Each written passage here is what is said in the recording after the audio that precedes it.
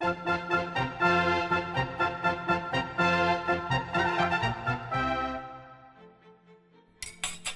got to say, George, absolutely ravishing starter. Why, thank you, sir. How are you finding the food so far, Jimmy? No, just before I answer that question, which fork do I need to use for the main meal? It's the biggest fork and the biggest knife. Oh, okay. So what's the little knife and fork for? That was for your starter. Oh, sorry. Use the spoon for that. No worries. So, Jimmy, tell us a bit about yourself. What do you do for a living? How's college? College is good. Getting some good grades for my work, but just worrying about the future, really. Worrying about what? What do you study again? I don't have the money for the uni course I want to do. I've got some saved up that my parents have helped me with, but I probably won't have enough by September. I study business management. Ooh, Gladys is in the management industry. She's a CEO of a group of estate agents, bossing people around, you know. Frank, you know there's more to my job than that. I know, love, I'm kidding. Oh, really? Do you enjoy it? I've always wanted to be in the management industry. I'm very organised and good with people, surprisingly.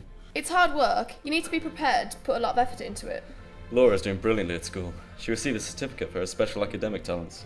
She's hoping to go into Oxford or Cambridge, you know. Dad, come on, I don't think he's very interested in my achievements. Oxford, wow. That's difficult to get into. You'll probably manage it fine then. Oh, thanks. So, how much are your university tuition funds in full? £2,400. Mm-hmm. And how much have you saved? About half, I think. Around £1,400. So you're short of about £1,000.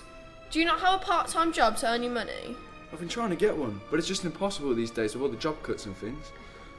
Darling, don't you have any small jobs going at your place? We'll have to see. What do you do, Frank?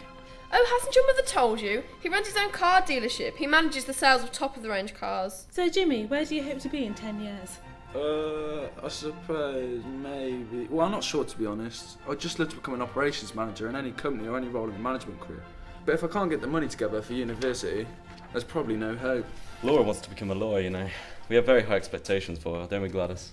Oh, most definitely. She does have a bright future for herself. Jimmy, young lad, can I offer you a brief liquidizer to quench your thirst? What?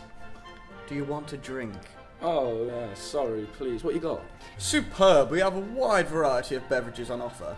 Gin and tonic, Long Island iced tea, Johnny Walker Blue Label. Anything to tickle your fancy, sir? Got anything more normal? Would you like a glass of Coke? Great stuff, mate. Cheers.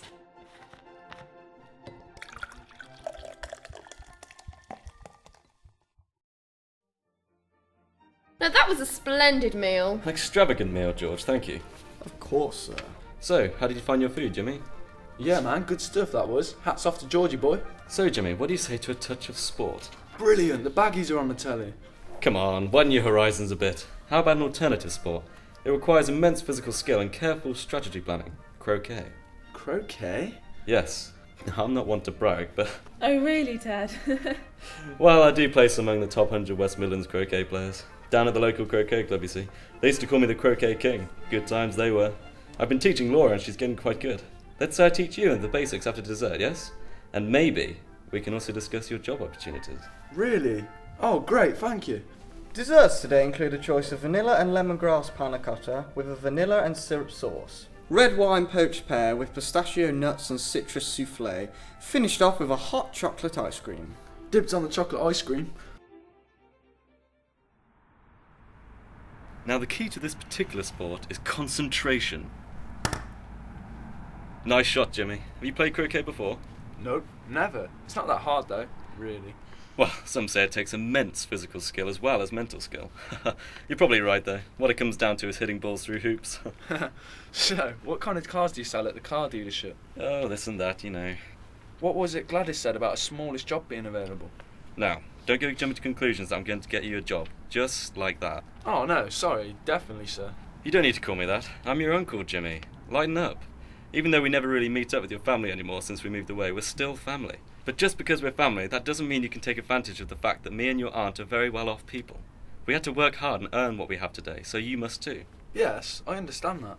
Boys, come and have some tea and coffee. Have you ever been interested in croquet, George? Oh no, madam, I'd rather play a good old game of cricket. Oh yes, I tried to get Frank into that, but he wasn't really interested. All he's interested in is croquet. He loves it, he does. Right, what are we having? Could I have a cup of tea, please? Milk, but no sugar. Sure thing.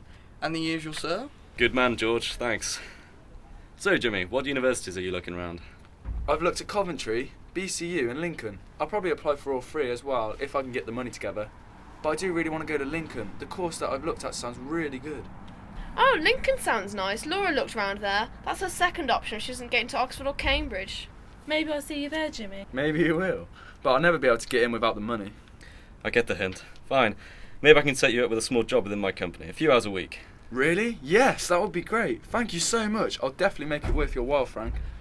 If you start, say, 2 weeks' time, you can do a few hours a week. You'll have the money saved up within a few months. And the rest, well, I'm sure we can do something about that if you're a bit short. But you have to work hard.